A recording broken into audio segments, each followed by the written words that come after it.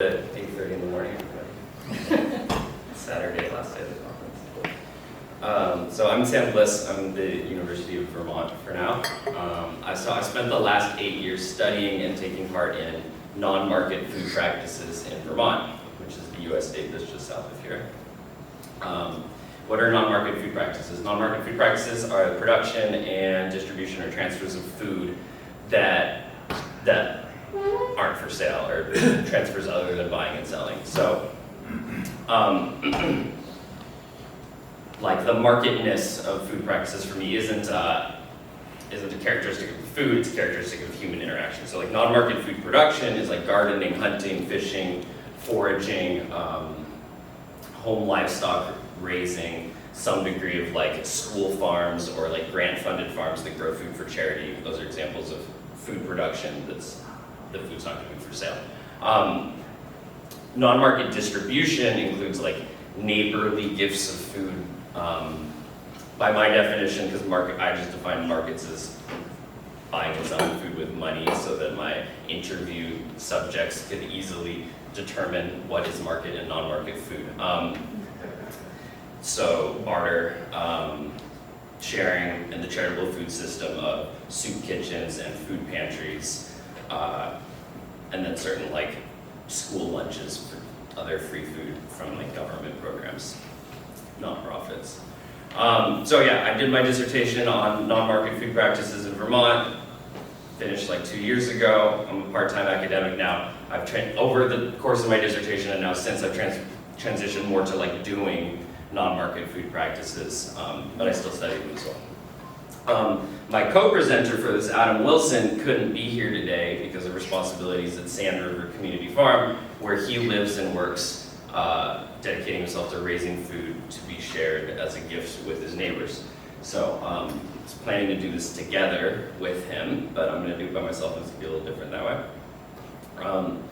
So we were going to, and now I'm going to, draw on our experiences and research on these actually existing non-market economic activities to bring some attention to what we think are a couple of crucial considerations for thinking about the possibility of democratically planned economies. And I'm going to try to make references to some of the things that I've seen, heard in this track of the conference.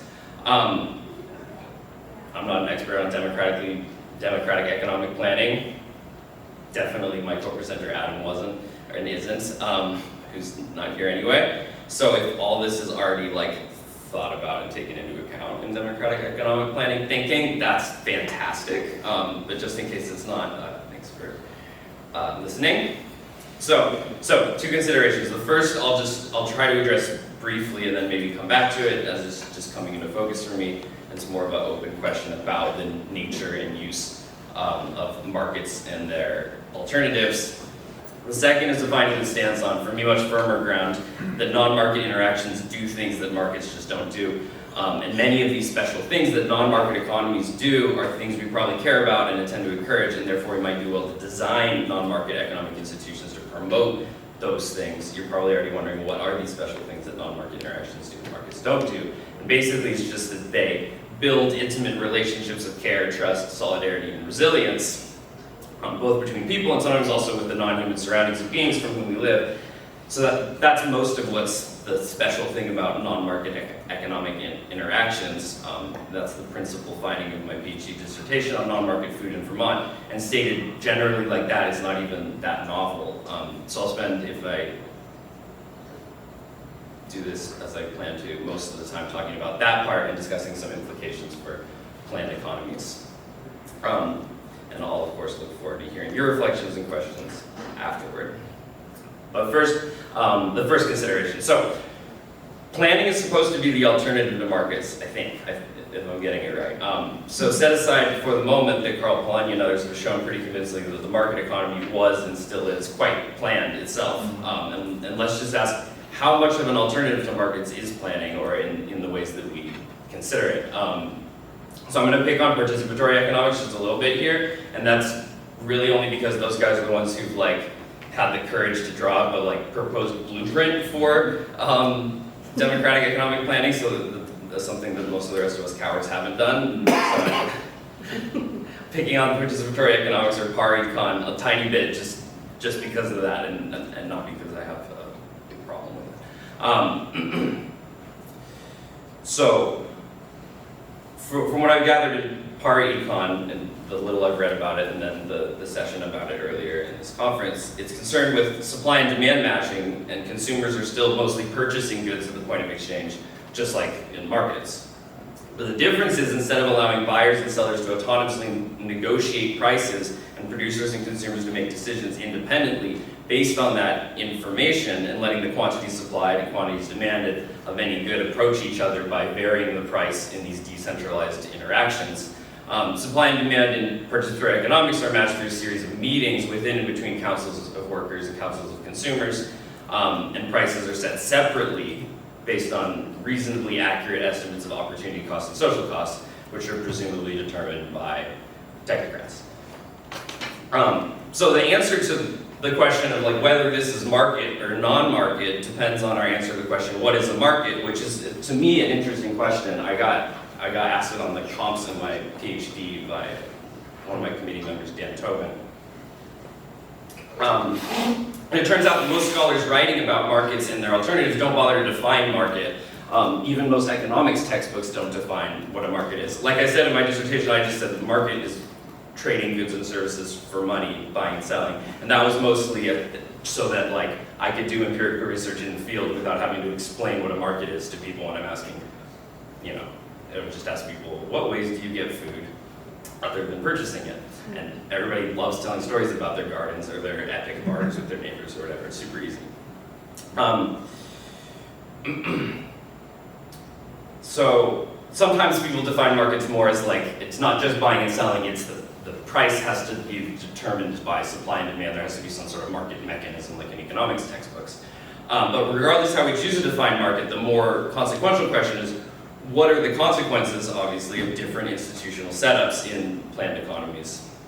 Like, what do markets do well and poorly? Where do markets tend to spontaneously emerge, and where do markets kind of have to be created? You know, like the people who, you know, there's sort of two stories broadly about where markets come from. One is the like economists or classical and then neoclassical economists say people have a natural tendency to barter and truck, as Adam Smith put it.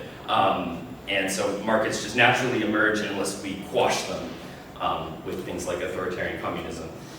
The other story is, of course, a more Polanyian story that like, people don't tend to spontaneously start buying and selling things with their neighbors until an external authority like dispossesses them of their land and forces them to do that, destroys non-market institutions for meeting each other's needs. Both of those stories are super exaggerated, both have their truth. I obviously like the second one more because I'm radical, but they both hold some sort of truth about what do markets do well and poorly, and also about like where do markets come from. So I got interested in non-market food because of a critique of markets as an institution for organizing the production and distribution of food. Like one, if you don't have money, you starve, and markets direct food toward people with money rather than toward hunger and any other alternative definition of need. And the other is that markets coerce farmers into prioritizing financial viability over other things they might care about. And farmers tend to care about things like soil health and the well-being of their animals and their workers and themselves and their family. Sometimes other broader environmental goals even.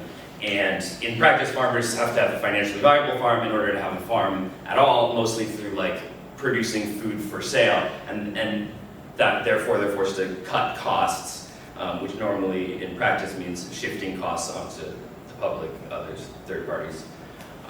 So those like sort of theoretical critiques of markets as an institution for organizing food systems got me interested in non-market food, and I was like reading about these like proposals and stuff, but then I realized, because I was doing my PhD in Vermont, I've been living in Vermont for a while, that this stuff was all around me. So I got really empirical about it and just studied what actually exists. But along the way, through all this, I did realize, I was a huge market hater at the beginning, but I realized the markets are like unmatched for meeting people's preferences through highly coordinated complex networks without any actor having to be in charge, and without having to have tons and tons of meetings. and if like income and money and wealth were like very equally distributed, you could make the argument that markets are democratic. Obviously they're not in the highly unequal world that we live in. Obviously there's problems of like social costs, you know, the fact that economic activity has effects on third parties that aren't like taken into account in markets, that aren't easily addressed just by, you know, no one's saying that either meetings or like some sort of externality pricing, you know, like a carbon tax or whatever, are going to totally deal with that, but there are tools for it. I mean, I think this is where like, I appreciate, you know, in addition to just like workers' councils and consumers' councils, there's like these libertarian municipalist ideas of neighborhood councils, you know, so that third parties have a say in economic decision making. But I think the point I want to make here is that like in planned economies, there's this tendency, like and you see it in the Soviet Union really, to sort of like, because of an appreciation for the efficiency of markets, to start replicating all the functions of markets, but through like much more cumbersome means than just having markets. So yeah, I mean, don't get me wrong here at all. Like I'm a huge fan of non-market economies and democratic planning and all that.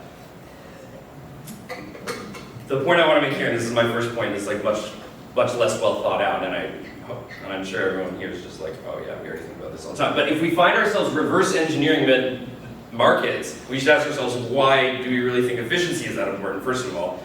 And if so, it's worth considering why we wouldn't just focus on distributing wealth, land, income, resources much more equally, legislating hard limits on extraction and pollution to avoid transgressing critical thresholds of planetary sustainability, as well as like at the level of local ecology, and then let whatever cute little market economy fits within those boundaries basically do its thing.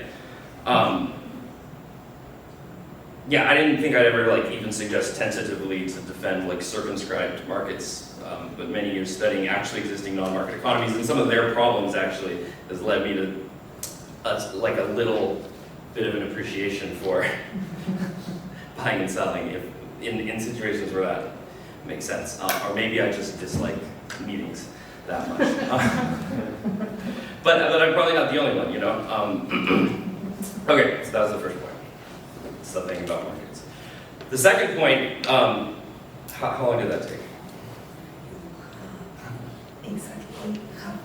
Exactly half the time. Okay, this was supposed to be the major point to that minor prelude, but at least half my time, so great.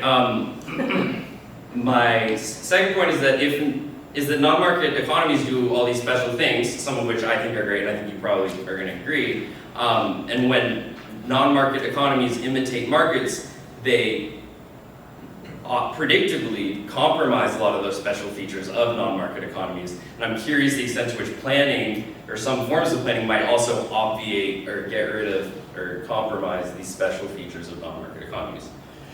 So, to start, I just want to point out pretty much everybody takes part in non-market economic interactions that are totally unplanned. In my research, I found that Vermonters and Mainers think that they get about 14% of their household's food supply acquired through non-market means. So that's, you know, the self-provisioning is about half of that, and the non-market transfers is about half of that, 14%, so 7%. And the transfers are mostly just like the charitable food system. I didn't count like EBT or food stamps as non-market, obviously, because you're still buying the food. It's just that you get a voucher from the government for it. So 14% is a lot, and little of this feeding requires like meetings or spreadsheets or really any central coordination. Some of it does, like the charitable food system is pretty planned, but it's a loose plan to react to the edible but not sellable food that gets donated to the charitable food system from commerce. And so that unplannedness seems to maybe be important, the like unplanned taking care of each other, ourselves, our households, our neighbors, seems to be important for social solidarity. So the way the gifts work is they're like bound by the obligation of relationships, but not any specific contract. So think of it like birthday gifts, where like if someone gets you something for your birthday, you feel obliged typically to get them something when their birthday rolls around. And you might be really embarrassed if you forget to, and you might even lie that you left it at home, and go buy something real quick. even though they probably don't care that much. There's this like obligation that's deeply embedded in us from like lots of cultures share this or some form of it. We share in like modern Western culture maybe less of it because we have such a market economy. So I did this research project in Brattleboro in southeastern Vermont, or the Brattleboro area.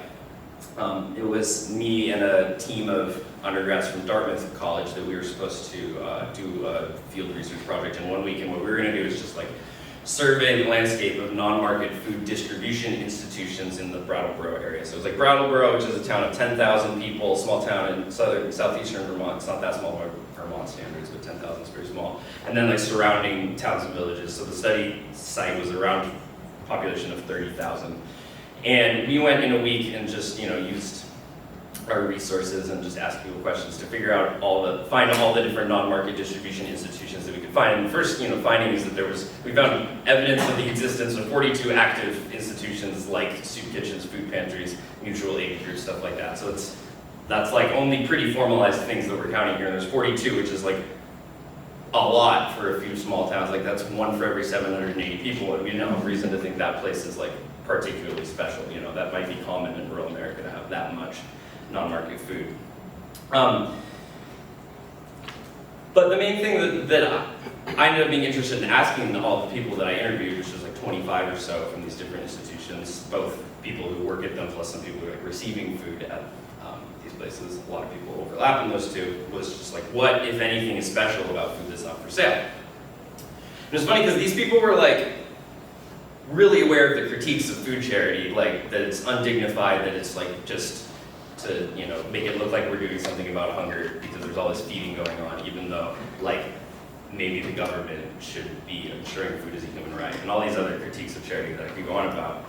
But when I asked like what's special about food that's not for sale, it seemed like they were sort of repeating these critiques of charity that like end up in the scholars who critique food charity end up sort of saying that everyone just needs to have enough money to buy all their food and then be able to do that, and then maybe have like a symbolic garden on the side. This liberal utopia of like market economy. But the people who were actually working there, when I asked, what's special about food that's not for sale, they were like, okay, what's special about food that's not for sale is it creates strong relationships. Like relationships are what matter here. It doesn't matter if you burn the food or show up late or whatever. Like we are creating cross-class relationships, and that makes the community more resilient because people are aware of each other's needs, especially unmet needs, especially during like crisis situations, but also just in everyday life. And they talked about, that non-market food practices put edible but not sellable food to use from the market system. If you've ever worked at a restaurant, a farm, bakery, grocery store, that there's tons of food that's still edible that, like, for whatever reason doesn't make sense to sell. And so the whole like non-market food distribution network exists to get that food eaten, which then precludes the need to like dedicate more land and fertilizer and human labor and water and transport infrastructure and fuel to growing additional food because we're eating this food that was already produced. And then folks also like, without even being asked, just 7 different people of the 25 or so that we interviewed said, oh yeah, all food should be free, or that should be the norm, or food should not be for sale, or some version of like, not this liberal utopia of everybody needs enough money to buy all their food, but sort of like non-market food should be the norm. And again, I didn't ask about that. That was just like something that people spontaneously kept coming back to. So I found that kind of interesting. Also, people talk a lot about magic, weirdly enough, and that's why I said, like, obviously, like, there's a lot of, like, it was like I parted the seas when I brought these meals to my town in the dead of COVID winter. Like, I feel like Santa Claus. So obviously, the methods of social science can't determine whether or not there's actually magic happening, but it was something people said. But the interesting thing was, because of these problems of dignity, these folks in the charitable food system were then designing their food distribution infrastructure to resemble its market counterparts. So they thought the most dignified way to set up a food pantry, and if you've been to a food pantry, you've probably seen at least gestures in this direction, is to make it feel like a shopping experience. So you're like at the grocery store. And it's really interesting because it brings out people's like market mentality when they're doing it, like what are you trying to do at the grocery store? You're trying to get a deal, you're trying to get as much as you can and give as little as possible. And then brag to your housemates about having done that. Like, look how many bananas I got for $3. Like, look how much I got and how little I gave. Like, this is typical standards for interactions within a market, and then we do this in a non-market economy, and we might be missing out on some of the benefits that they stated that non-market economic activity brings. You know, and in my own experience giving away food, and Adam, who's gonna be my co-presenter too, we find a lot of like, people say, surely someone else needs this more than I do. Like, that's their response to being offered food as a gift. Surely someone else needs this more than I do. And no, like, you never hear someone say that at the supermarket. There's no indication at the supermarket of like, what's the appropriate amount to receive. It's just like, what can I afford? What do I want, you know? And then people also express a lot of gratitude when in gift economies for food and other things. And this is where I wish Adam was here to talk more about gratitude, because I'm an academic and I'm like, gratitude, I don't know anything about that. I'm just gonna stay in my little circumscribed lane, but he can tell you all about why that's important. But the point that I wanna make is that people don't often write thank you cards to people they buy food from. There's exceptions, you know, like certain like CSAs, local markets, these aren't hard and fast rules. But I guess the question that I want to pose is like, what about in a democratically planned food system? If it's like already collectively agreed upon kind of what we're going to get, that we're going to get what we're receiving, does that like evoke responses of like generosity? Surely someone else needs this more than me, or like gratitude. But like for me, the evidence that we have from like government provided social services and things like that is that it breeds an attitude of entitlement. Like, entitlements breed entitlement, and that's fine for that situation. If the government legally owes you something, great, be entitled, go get it, and like hopefully the paperwork's not so terrible. But would a democratic plan change people's attitudes toward that? I don't know. That's sort of the question that I want to pose. But I guess to step back a little bit, like a lot of these proposals for democratic economic planning still, like, people are still selling and purchasing as the method for distributing goods. Like at the point of exchange, people are still buying the thing with money. And that's not bad in all cases. Like the first time I talked, I was like making this tentative defense for markets even. But we should think about like institutional design in democratically planned economies to, like, if we're making economies that are non-market, why wouldn't we design them to sort of evoke some of these positive things like relationships of love and care and solidarity? Where possible. It's not possible in all cases. Food's a great one because it's like easy to create with only tools and land. Some water. But like, because any participatory planned economy is going to be populated by the people who exist today in the market economy, we don't get to start over with blank slates. I think it's especially important to think about, like, are we imagining a future where people still get food in grocery stores and like act like people who are getting food in grocery stores? Or might there be other possibilities? You know, obviously diversity of economic institutions is the best. Okay, how many more? Close. Cool. I encountered, you know, a type of story in my research that kind of repeated itself, and I'll give one example. There's this lady, sort of an intrepid farm woman, in Vershire, Vermont, near where Ali lives, who, like, she's in some way sort of one of the last old timers. She like farms vegetables literally with like horse traction and stuff. Like, she's kind of like stubborn about the way she does things. But she was telling me about how, like, you know, she would know if a neighbor down the road in their household didn't have enough to eat, and she would say something like, well, I had to slaughter this cow, and this last, 20 pounds of meat wouldn't fit in my freezer, so you're really gonna have to take it. And like she was like, well, we don't want to insult their dignity, but we also don't want to let our neighbors go hungry. And there's this like sort of sideways New England culture thing that I, as someone who's from the West Coast, laugh at a lot. But what they're doing is neighborly mutual aid. And I think that ends up really important in any economy. And okay, this is sort of a half-baked thought that I'll maybe end on. It's like, in a market economy, people slip through the cracks and don't have enough money to meet their basic needs. And then there's these like government safety net programs that help with that. And then, you know, those obviously always have cracks, unless you're in like Scandinavia. But even then, probably, I don't go there. But then there's this like neighborly mutual aid that people rely on. And in planned economies, if there isn't the market, you know, is there one less layer there? I don't know. Like in the experiences, obviously, you have different planning technologies, so to speak, today, both in terms of democracy and in terms of like, you know, computers, than they had in like the Soviet Union. But neighborly mutual aid was really important for meeting people's needs because of the fact that like the plans weren't that great. And so, you know, making our planning more and more democratic is like fundamental, and I don't need to tell that to this audience, but also sort of like celebrating and fomenting and being intentional about making space for the neighborly mutual aid. Obviously, it's not something that you can make as part of the plan by its very nature.